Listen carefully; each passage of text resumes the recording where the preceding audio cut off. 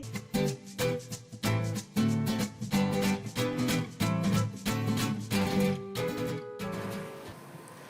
Well, I was over at Carlene's and we were just playing. Hi, it's Beverly Cole and I'm in my studio. I'm working on a collage where I started with just a drawing of my granddaughter. I drew her over some paint and it was in a sketchbook. I had to remove it from the sketchbook and now I want to make it into something a little more interesting. So I'm using some of those Ranger Tim Holtz paint dabbers or daubers, as people call them, to add color. And I'm discovering that I go to my old colors first before I try the new ones because I'm so used to them, I guess. I just use those so much that the colors speak to me. The orange and this blue, I'm not quite sure of the name of it, they work great together. They remind me of the state colors of the New York World's Fair back in 1967. How's that for aging myself?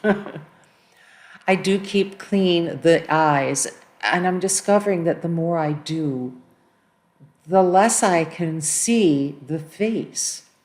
But I just keep having fun blending colors and adding white and removing color, adding some texture with my fingernails, just playing and having fun, which I do love to do. And when I do this, that's the way that I discover new things. Here I'm putting some gloss medium over the face, trying to protect it and trying to bring it out more by making it shiny. So I just keep playing. I started looking at her and thinking, I think I just want her eyes. I did have her mouth and her nose, but they weren't stand out as her eyes were. So I took a piece of lace fabric and cut it, and I'm attaching it over her face to make her look mysterious. Doesn't she look mysterious? Little 9-year-old girl. Well, the gel medium really does hold this down beautifully, and when it dries, it will be clear. Now I'm adding some sprays, magenta. I like to blend in the spray. Oh, hi, Nick. My cat's here. He wants food. He always wants food when his daddy leaves. Some green. And I keep blending them in. Apparently, I just didn't think that they looked good just sprayed. I'm thinking that the face is what's really causing me trouble here. I'm having a hard time deciding what I like because the face is just not standing out. So here I'm adding some more of the old red dauber that I have that doesn't work anymore, but the paint's still good. So I added that with a sponge, and now I'm spraying it with water. And now I start to get very, very brave. I'm adding that red and water and letting it drip. You know, it's just all fun and playing. And I will play with this and have fun with it until I am happy with it.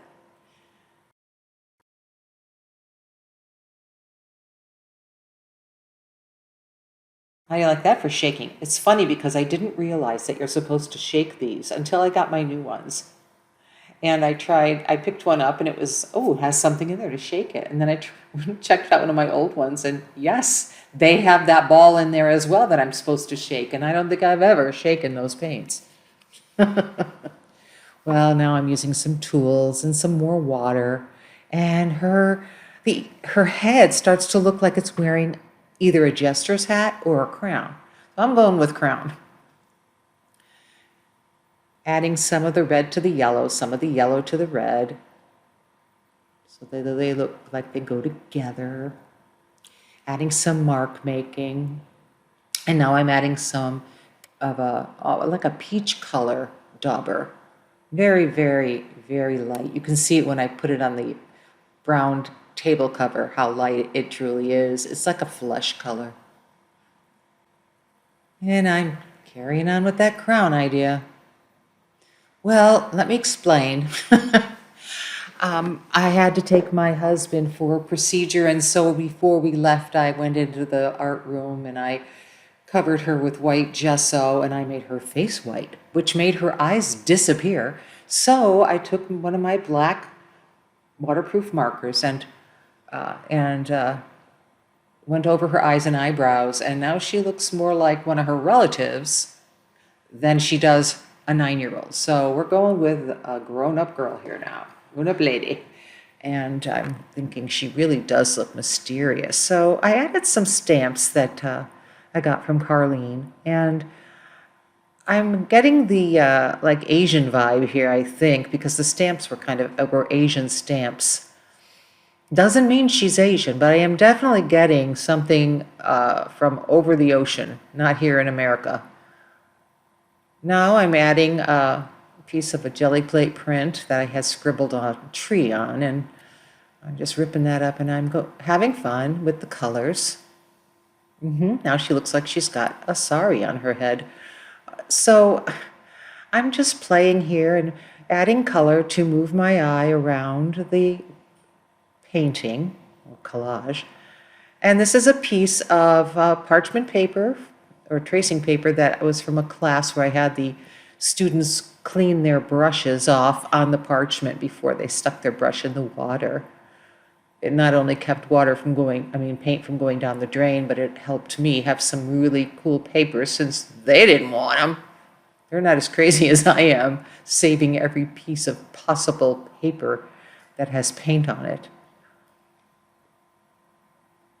I haven't yet decided what I'm going to do with the piece in front of her face. At one point I was thinking flowers, but now I'm thinking something shinier, something glitzier. I want to bring her more to life with some glitz, I think. So tomorrow, or maybe later today, when this dries, I'm going to have some more fun with her. Right now, I'm having fun with the color.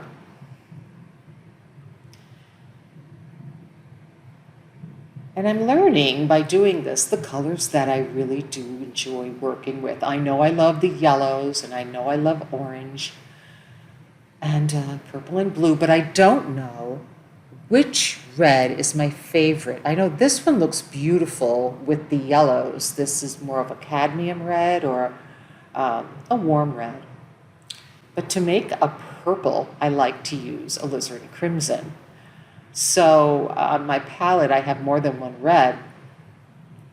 And in my pile of papers, painted papers, I have more than one red. So I like a cool red and I like a warm red. Look how the warm colors come toward us and the cool colors are in the background. They automatically go back away from us, so they look like they're more in the background. I'm trying green here because I do see a little bit of green. So I'm trying to add some green just for interest, more stamps, which gives us the impression of travel. So my story is coming together. And I really think the best thing I did with this was that face. I think the face really needed to be lighter and the eyes needed to be darker. And I did put some white in her eye, the whites of her eyes. I'm getting to the point now where I've added enough green and I am adding more paper.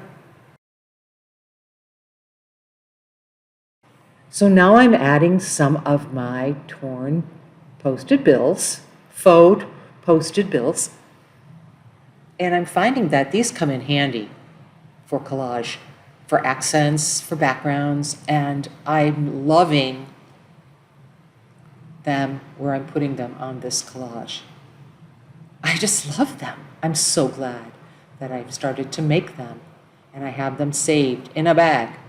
And when I look in the bag, I can see the colors. At first, I didn't know if I liked the bag, but I like the bag because I can kind of just, by just tossing it back and forth, I can see colors through the bag and use what I need.